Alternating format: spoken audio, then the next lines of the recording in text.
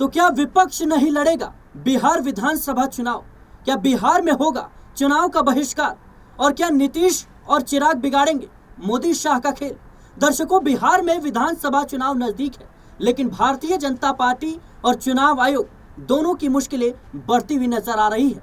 जहां एक तरफ विपक्ष ने खुले तौर पर धमकी दी है कि अगर चुनाव आयोग ने इस पुनरीक्षण पर रोक नहीं लगाया तो हम चुनाव का बहिष्कार कर देंगे, तो वहीं दूसरी तरफ चिराग पासवान और नीतीश कुमार की पार्टी से ऐसा बयान सामने आया है इस पूरी प्रक्रिया को लेकर जो मोदी शाह की नींद उड़ाने के लिए काफी है। सवाल उठ रहे हैं कि क्या चुनाव से पहले ही एनडीए में फूट पड़ती हुई नजर आएगी? आपको सुनाएंगे वो बयान भी कि किस तरीके से नीतीश कुमार और जो चिराग पासवान की पार्टी की तरफ से इस पूरी प्रक्रिया को लेकर सवाल उठाए गए हैं और कहीं ना कहीं अप्रत्यक्ष रूप से भारतीय जनता पार्टी के लिए भी चुनौती पेश की गई है। लेकिन उससे पहले आपको बताते हैं कि तेजस्वी यादव और राहुल गांधी ने क्या कुछ कहा। दर्शकों, आपको बता दें कि विपक्ष ने खुले तौर पर धमकी दी है तेजस्वी यादव ने कि अगर इस पूरी प्रक्रिया को सही ढंग से नहीं किया गया और कहीं ना कहीं इसमें धांधली पाई गई तो हम चुनाव का बहिष्कार कर देंगे। इसके अलावा सीधे तौर पर तेजस्वी यादव ने कहा कि अगर ऐसा ही करना है, धांधलीबाजी करनी है, तो फिर नीतीश जो सरकार है उसको एक्सटेंशन दे दिया जाए, बढ़ा दिया जाए, चुनाव करने की क्या जरूरत है। इसके अलावा राहुल गांधी ने जो कुछ कहा है वो अपने आप में दर्शाता है कि विपक्ष किस तरीके से इस पूरे मुद्दे को लेकर आक्रामक हो गया है। राहुल गांधी ने यहाँ तक कह दिया कि कर्नाटक, महाराष्ट्र, दिल्ली, हरियाणा तमाम जो राज्यों में चुनाव हुए हैं, मेरे पास सबूत है कि चुनाव आयोग ने किस तरीके से धांधली की, फर्जीवाड़ा किया और भारतीय जनता पार्टी को जीत दिलाई।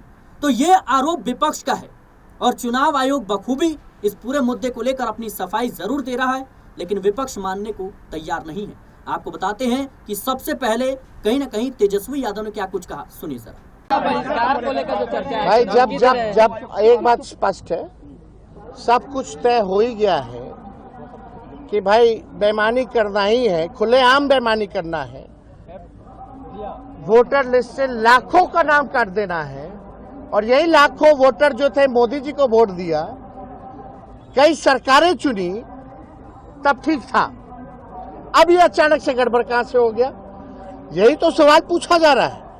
यानी सरकार के लोग आज खुद ही कह रहे थे कि भाई हम फर्जी चुन करके आए हैं और फिर से फर्जी चुन करके आएंगे।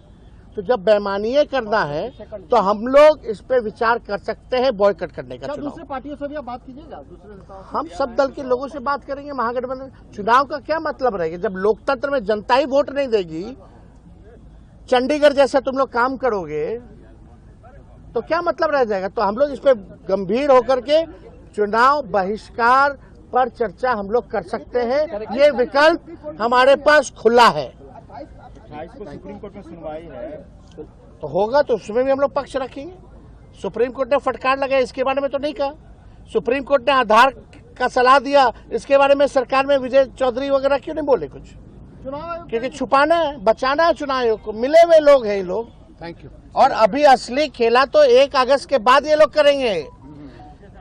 क्या बोलते हो, ARO जो ERO जो होते हैं, ERO जो है, असली खेला तो 1 अगस्त के बाद होना है। अभी तो बिना डॉक्यूमेंट के लोग अपने साइन करके अपने भर के अपलोड कर लिया, ठप्पी मार के। अभी 1 अगस्त के बाद असली चुनाव आयोग खेला खेलने जा रही है। हम लोगों की नजर है और हम लोगों के पास खुला विकल्प है। बेईमानी करना है, लोकतंत्र को तुम खत्म कर रहे हो, जनता का, गरीब का अधिकार छीन रहे हो, उसका अस्तित्व मिटा रहे हो, तो चुनाव का क्या मतलब है? ऐसे एक्सटेंशन दे दीजिए सरकार को। तेजस्वी यादव को आपने सुना कि किस तरीके से वो कह रहे हैं कि अगर चुनाव आयोग ने सही फैसला नहीं लिया, इस पूरी प्रक्रिया पर रोक नहीं लगाई, निष्पक्षता नहीं दिखाई, तो हमारे पास ये विकल्प भी है कि हम चुनाव का बहिष्कार कर दें। लेकिन राहुल गांधी का वो बयान जिसमें वो कहते हैं कि मैं मीडिया के सामने चुनाव आयोग की धांधली का सबूत पेश करूंगा, जब पूरी जो मीडिया आएगी उसके सामने मैं 100% सबूत के साथ आऊंगा। सुनिए सर। सिर्फ 52 लाख की बात नहीं है, सिर्फ बिहार की बात नहीं है। महाराष्ट्र में इन्होंने चीटिंग की। हमने सवाल पूछे इलेक्शन कमीशन से, वोटर लिस्ट दिखाइए, इन्होंने वोटर लिस्ट नहीं दिखाई। हमने कहा कि वीडियोग्राफी दिखा दीजिए, वीडियोग्राफी का कानून बदल दिया। 1 करोड़ नए वोटर्स आए थे महाराष्ट्र में और इलेक्शन चोरी किया। कर्नाटक में हमने रिसर्च की है थोड़ी, कर्नाटक में हमने भयंकर चोरी पकड़ी है। मैं ब्लैक एंड व्हाइट में आपको दिखाऊंगा, इलेक्शन कमीशन को दिखाऊंगा, ठीक है, ब्लैक एंड व्हाइट में कि कैसे चोरी की जाती है, कहाँ की जाती है। कर्नाटक में ब्लैक एंड व्हाइट में है हमारे हाथ में, ठीक है, ब्लैक एंड व्हाइट। ये लोकसभा और यही काम इनको पता लग गया है कि इनका जो गेम हम समझ गए हैं। ये लोकसभा चुनाव की बात है राहुल जी, ये लोकसभा चुनाव की बात है। लोकसभा चुनाव की बात है। हमने एक कंस्टिट्यूएंसी चुनी, वहां पे हमने डीप डाइव किया, क्योंकि प्रॉब्लम क्या है, ये वोटर लिस्ट देते हैं पेपर में, और पेपर की जब वोटर लिस्ट आती है उसको एनालाइज किया नहीं जा सकता। तो एक कंस्टिट्यूएंसी ने हमने पूरी की पूरी वोटर लिस्ट ली, उसको डिजिटल फॉर्मेट किया, 6 महीने लगे हमने, मगर हमने सारा का सारा मतलब इनका सिस्टम निकाल दिया। ये कैसे करते हैं, कौन वोट करता है, कहां से वोट होता है, कैसे नए वोटर बनते हैं, पूरा का पूरा हमें मालूम। नहीं, अब इनको समझ आ गई बात, ठीक है। और अब इन्होंने क्या किया है कि अब हम बिहार का पूरा सिस्टम नए तरीके से करेंगे, वोटर डिलीट करेंगे और नए तरीके से वोटर लिस्ट लाएंगे। हिंदुस्तान में इलेक्शन चोरी किए जा रहे हैं, ये रियलिटी है हिंदुस्तान। Thank you sir.